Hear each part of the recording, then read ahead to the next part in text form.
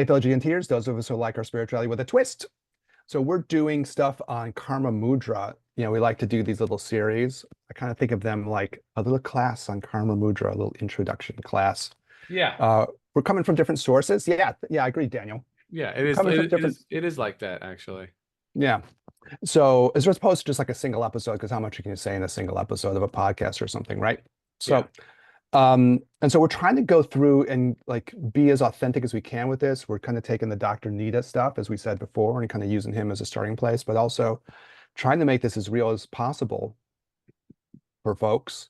We're going through his misconceptions about Karma Mudra. We had a really nice episode last time where you kind of shared, Andre, one of your teachers' thoughts on the differences or the similarities between Karma Mudra and Kama Sutra. So that was really Yeah, cool, we had a deep right? Kama Sutra dive for sure. Yeah, and you shared a lot on that. I think we might double back on that later on since we're talking about more of this kind of stuff, sexuality and spirituality, right? Yeah. And so I might like go through some of the Tibetan takes on those things too, outside of just what Andre was sharing. But that was pretty awesome. And then we started really talking about Karma Mudra and like really like kind of partner questions. Yeah. I think Dr. Nita phrases it like, how do you handle, like he kind of says like, do you have to have a lot of partners? But I think the bigger, deeper question I'm trying to get to is, you know, number of partners, I guess, is one question, but like, who are your partners? Who are the right people to kind of try to connect with on these things? And Yeah. it really has a lot to do with, I think, episodes we did last year too, where we were talking about relationships and spirituality, So how do you find people for these kinds of bonds and who do you try to build a bond like this with and so Yeah. on? So because, as we've said many, many times, there's no sexuality outside in any real sense outside of like some relationship aspect with it too. If you're going to try to do a spirituality, sexuality thing, it's going to be with someone that you're going to have some kind of bond with, right? Yeah. Yeah. So, so I think I was going to go through and just maybe try to, I thought maybe so I got my notes on this thing and I thought maybe we'll talk about levels of karma mudra and these kinds of things. And then maybe we'll double back and try to get as real as possible, depending on time. We might have a little bit of a shorter episode today, short but sweet. But, I think this is where the real action is in terms of like these misconceptions that Dr. Nita is bringing up. I think this is where the stuff that you really want to talk through. So this is Mhm. probably gonna be the one that'll like be the deepest one for us. And we were talking about like qualifications last week. And I think that's a really interesting subject matter. So I was going back and, we were listening to stuff. I was listening to stuff, commentary on the Guya Samaj, the Guya Samaja Tantra, the secret assembly. And they talk a lot about this issue. So, it was people who maybe share a similar tantric initiation is always cool, but So Eric, just so yeah. because I feel like we might have lost the plot line here a little bit. So you're going to go into talking about who you should practice with in terms of searching for a partner to practice with. Yeah, I think the realistics of like, they usually say qualifications, which we started last week, right? Mhm. What is a qualified partner? And then I thought, maybe we'd finish up the conversation about like they have a little thing about levels of karma mudra, which I think is really important. Okay. And then maybe we'll try to get real about, how do we Sure. apply this to our lives? Does that make sense to you? Yeah. Yeah. Okay. Okay, cool. I was just like kind of like hitting a little of the stuff we did last week because I thought it's maybe good to say it again because it relates to what we're going to end up talking about going forward. So, Yeah. um, all right, cool. So, there are tantric initiations, so it could be someone you share that with, right? Yeah. If you get those things. And I think there's an advice to do that, Yes. in the Yes, tantric there world, it's is. good to get those shared things. Uh-huh. Kind of creates a spiritual bond between the people, right? As far as like Sangha stuff goes, the people that you have initiation with, they sort of say you have a psycho-spiritual bond with them. Even it's like 100 people in the crowd, you're bonded in some way with all of those folks, Yeah. right? Not that all of them would be appropriate partners, no. No. But, you do have those bonds. And then they talk about like people who maybe share the interest and the passion, right? People who want to learn, you know. And then the big thing they talk about is like they use this phrase freedom from pettiness that we talked about last week, right? Yes. And that would be, and I mean, I was just going to do it because we'll probably come back to it, but like they use the word taboos here. So not being governed by taboos or prudery or competitiveness or like major kleshas. This is the Buddhist word for like negative emotions and mind states, Yeah. possessivenesses and jealousies and things like that. So it's really kind of people who want to like exercise their compassion. They want to learn. They want to grow and evolve. This is what you want. Yeah. Okay, so that's all cool. And then the other part is what we talked about is the special bond part, which I think came at the end of the episode. And I don't know if we like talked as much as maybe we could have, but the idea that a lot of times when there's real deep things between people, there's this intense resonance that will happen. And I think we were talking about like even the subtle energies and the chakras and the so ons of the two people will have like a resonance with one another when it's deep, right? And it kind of creates even like like psychic powers between the people or psychic bonds between Mm-hmm. people, Mm-hmm. where you feel the people from afar. And I imagine a lot of us probably had this experience, you know, wow, this is really deep between me and this person. I can feel them, Mm-hmm. and if you haven't had the experience, other people have for sure. And we can talk about that too, Mm-hmm. right?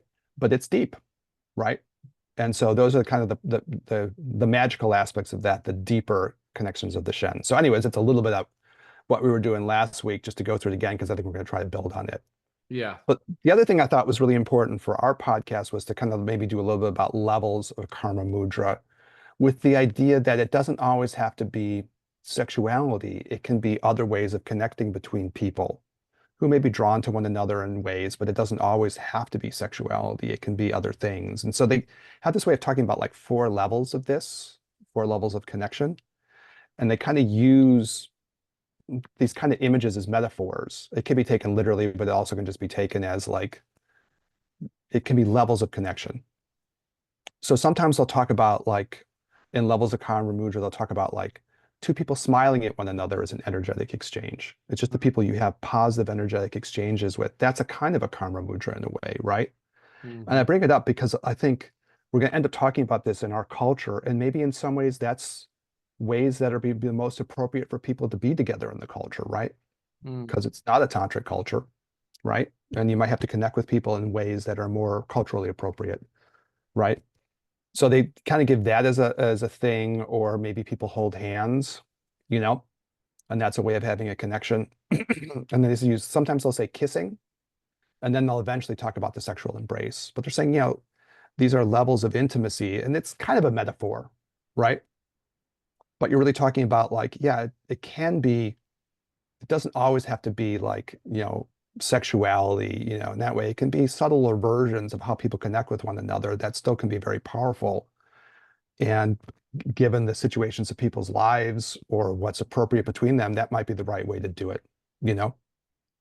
I And I don't think that's interesting. I don't remember where I read it, Eric, but read it in some text, and I apologize for not remembering off the top of my head, but I haven't talked about it for a long time. But I read so those four levels Mhm. in reverse are how beings of let's say less physicality connect with each other, Oh, that's true too, I think. right? So Yeah, that like yeah. beings of gross form like us, we connect physical first, right? Yeah. This is how we do our bonding. And then it's the um holding of hands, or kissing, I think, and then it's holding of hands. But then the highest level is to be able to look at someone and connect, energetically, psychically, with only your gaze. Yeah, I'm smiling because it's so interesting. Like a number of things pop in my mind. They talk about that almost like we know in like Buddhist cosmology, there's like different levels of spiritual beings or something like that, Yes. right? Which is what you're Yeah, getting at. And like in the formless realms, exactly. like they just look at each other, or they just energetically sense each other, and it's like fucking orgasmic explosion, right? Because they're so subtle, their energies transfer so easily, right? Mhm, Yeah, mhm, yeah, yeah. No, yeah, I've heard that too. Yeah, mhm. yeah. And then I, as I you go don't down, I don't know and then you where get it's to from. our level, and yeah, we have to do the Yeah. whole boogie. Yeah, we gotta we're like Yeah. we're Newtonian physics over here, Eric. We're Yeah, they're all quantuming each other out, yeah, right? exactly. Mind orgasming each other in the formless realms. Yeah, that sounds fun. And we're like, okay, well, yeah, we have to like Yeah. work harder. We that that's a work, that's a work very harder at that's a very PG way of putting it. Yes, we do have it. to Yeah, I work. was like figuring out what's the right way to say it. Yes, we have to work much harder Yes, yes, yes. Potentially longer. also. Yeah, and maybe wetter. So, but like you also can look at it like levels of tantra too. I think this sometimes comes up Sure. because I got those 4 levels of tantra, Hmm. action and performance and yoga and highest yoga. So I think sometimes they talk about it that way. They're always making those kinds of correlations. And I think, guess, if you want to say the way that one works, it's how much you identify as being divine Right. or as you believe in your inherent enlightenment, you know? Mhm. So the more you believe in your inherent enlightenment, it kind of correlates with those highest yoga tantras, which is a lot of our home base, right? Yeah, Hmm. yeah. But we can incorporate other traditions. The other thing that made me smile, because I had it in the notes, was I'm always reminded of one of my favorite things to talk about with this kind of stuff, which is Rumi and Shams of Tabriz, right? Hmm. Where, it's very moving because the tradition, ultimately, as we said before, who knows if they were lovers or not? I don't know, you know? But the way the tradition talks is they weren't, but they communicated like through their eyes, right? And those meditations where you're just kind of looking into the eyes of the other person. And we know from our Chinese medical thing, the whole idea is that the spirit communicates through the eyes and that way shows itself through the eyes so strongly. Hmm.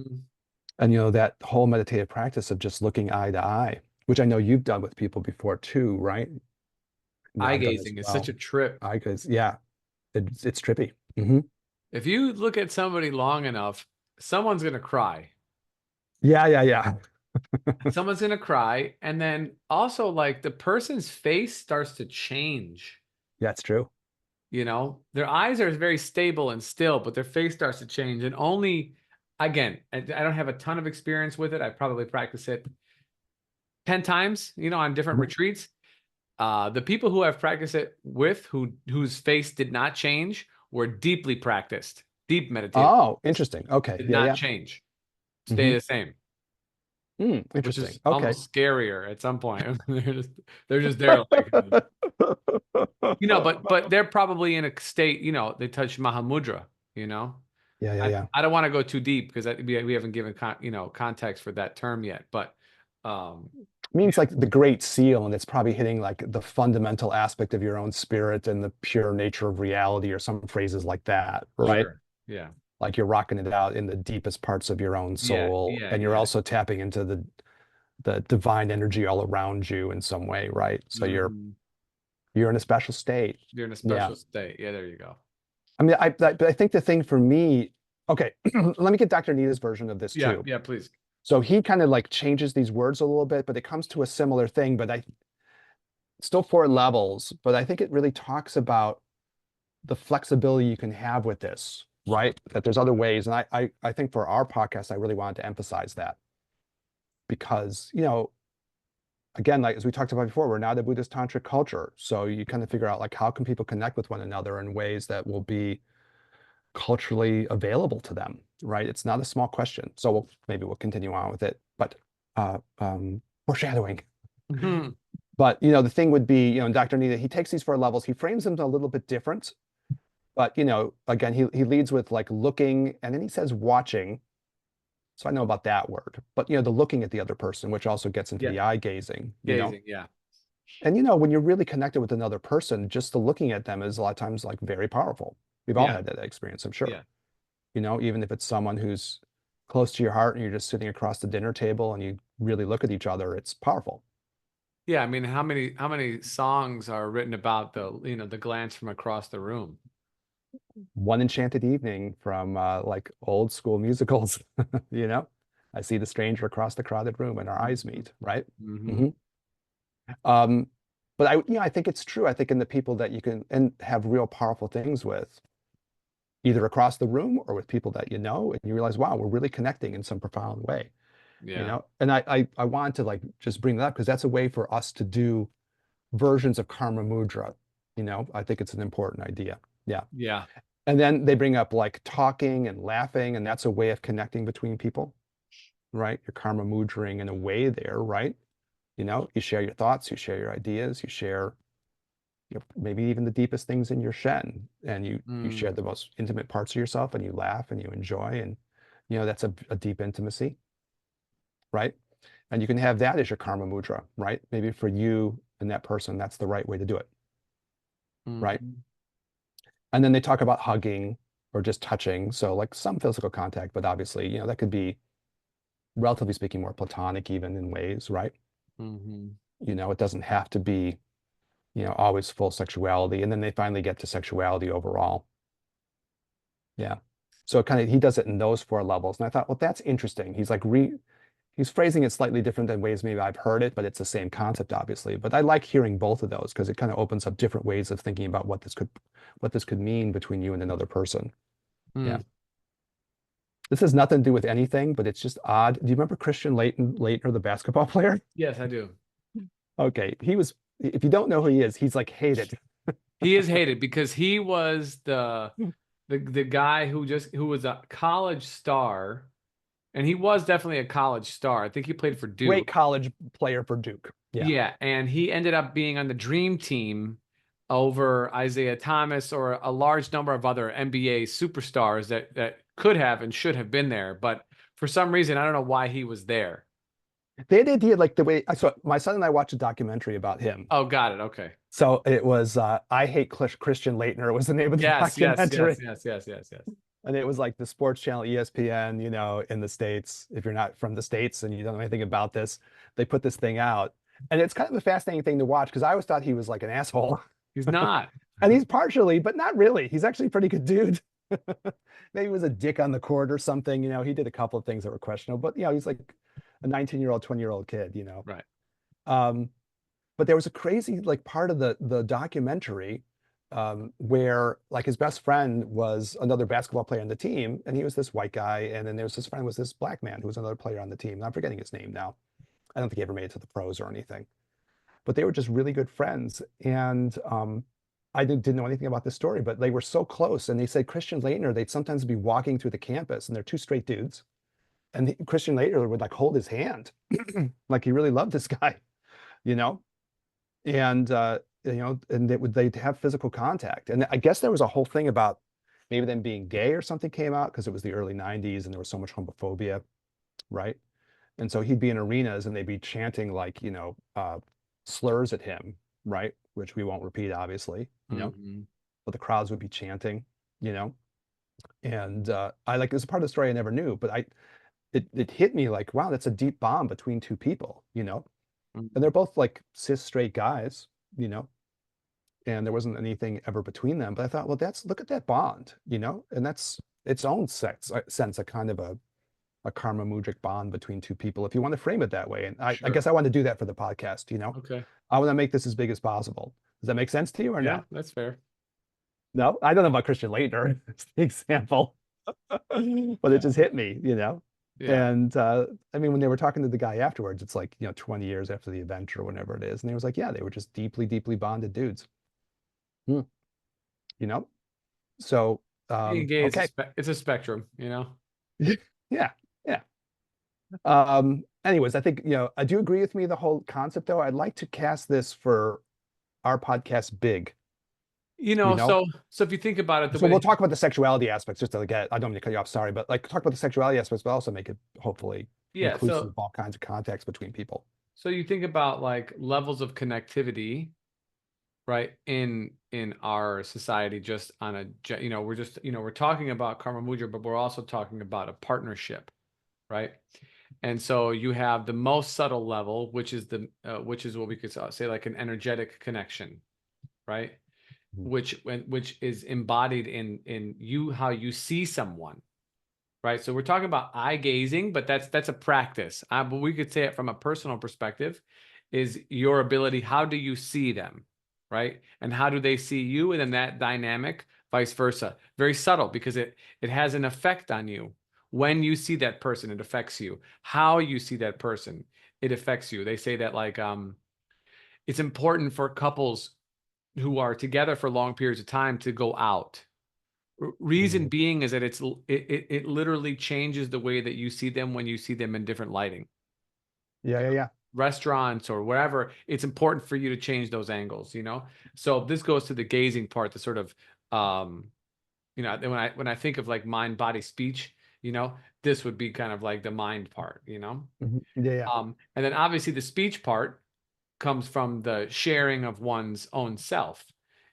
So you're connecting through the eyes of the window to the soul. So you're connecting through the windows first, but then I guess maybe the chimney is kind of the throat area. I guess Mhm. maybe that's a little bit of a saucy Well, reference. the okay, the window of heaven. Mm. Right, yeah. So Yeah, that's but a you're Chinese medical thing. Yeah, yeah, the tongue, the throat. but Yeah. you're expressing yourself via the vibrations in your vocal cords, right? And Mhm. so you're allowing yourself to be even a little bit more vulnerable than just via eye contact. And you know, when people speak, they change the vibration of the room. Yes, with the contents of their vocal cords and the air that's behind them, but also with the contents of what it is that they are saying and how they are saying it, right? This is charisma, or this would be sexy talk, or this would be jokes that cause people to laugh. So what it's saying is that your speech, the way in which you communicate, can affect another person now, even a little bit more deeply than the gaze and the perception of that person, right? And then the last one, we'll just put it, the hugging and the sexuality, we'll just put it together and we'll call it physical contact.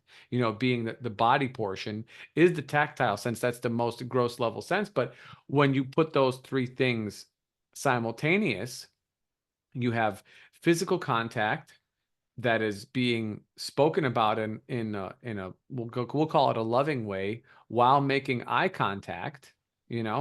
That, I mean, essentially you're in a meditative practice at this point, because you have a tactile sense, you have a vocal sense, and you have a visual sense. So all of the ways in which that we use the kind of technology of attention grabbing, all three levels are being controlled, or are being used, or are being, I don't want to say manipulated, but I guess you could say that in this way as well. And so you're able to kind of bring yourself into the moment. I don't want to say into the now, because that's, like whatever new agey kind of thing. But essentially, you have to be present, if you're going to do any of these practices. And definitely all of these practices are helping you to come back into the moment anyways. The now is the ever present, right? Is the infinite time is always constantly happening. So yeah, there you go. There's my And dissertation. yeah, yeah, I love it. And so if you go back and you think like, okay, you're also talking about maybe someone person where you really have like that karmic resonance with them too, Yeah, right? And then, how do you, again, there's weird language. How do you utilize that? How do you make that work to help people grow and evolve and change, yeah, right? yeah, Because if you really get to the bond between two people, you were talking about like resonances and with who they are, right? And if you also get to those other kinds of qualifications between two people, you share passion, you share interests, you share a desire to know and understand. Those are really powerful relationships. hmm, Yeah. Okay, so cool. I mean, I like it this way. I think you're cool with it too. I like the idea of framing it like, okay, it can be sexuality, it can be intercourse, but it also can be other aspects. And we'll call that karma mudra too for the point of yeah, the show. Like I'm perfectly willing to call whatever Shams and Rumi, if they were eye gazing, I think that's a karma mudra practice. right, And I think it's like it's really important because if I don't know how much time we're going to have to cover all the stuff that could be talked about in this, but maybe we'll scratch the surface in the last few minutes we have together, right? But it's a big deal if you try to get real about it because it takes us back to our episodes we had before a little bit. I was thinking about this. We did a lot of relationship episodes and we were yeah, talking about exclusivism and uniqueness, yeah, right? yeah. The Esther And Perel conversation. yeah, the Esther Perel conversations. And I do totally dig her terminology on that. I was giving it a little bit of a re-listen over the past week, you know, and I like that thing, right? So when we talked about it, we kind of did a little bit of our Esther Perel episodes, and we saw them as sort of like different orientations, right? Maybe Mm. there's different kinds of orientations of people. Some people might be more exclusivist, which in Esther Perel speak would mean probably what more people think about how relationships are going to be, and certainly American culture, right? They're monogamously exclusive, right? And that exclusivity is one of the most important things in the bond between the two people. It's just how people think about relationship, right? Yeah, And what gives it meaning, the way she says, for an exclusiveness minded person is the fact that those things are only shared between those two people, and that carries very high hmm, value hmm, and meaning for someone with that, if we want to say orientation, right. right? Where a uniqueness minded person is more like less, that's not as important for them. So, people who might be more poly or more whatever would certainly fit into this but we're people who have less sensitivity on these points. Yeah, yeah. And for them, what it really is it's the specialness of the bond between the two people. That's what they emphasize. And even if it doesn't have that same level of absolute exclusivity, wherever those walls are for different people, that doesn't matter as much for them. What matters for them is there's a special resonance, a special meaning, a special connection between me and this other person. And that's what's the important thing. So she Mhm. kind of defines it in those two kinds of orientations towards the world. So I know you have anything else you want to add on that? You think that's sufficient No, to cover it? I think that's good. Okay. Yeah. But the thing that got me in this, and I mean, we'll scratch the surface of it now and then to be continued. So a little bit of a beginning and then a cliffhanger maybe as we go further with this. But, you know, it just is a very exclusiveness culture. So American This culture, culture. it is the baseline. Yeah, it just is, you know? And, you know, for me, trying to understand how to present these things to people and how to get the most value out of it, and also to think about it for myself, you know, is, you know, the tantric cultures that we're talking about in the theory of how they're thinking about the world and life aren't that way. They're not exclusiveness models. They're not exclusiveness versions of reality. They're uniqueness versions of reality.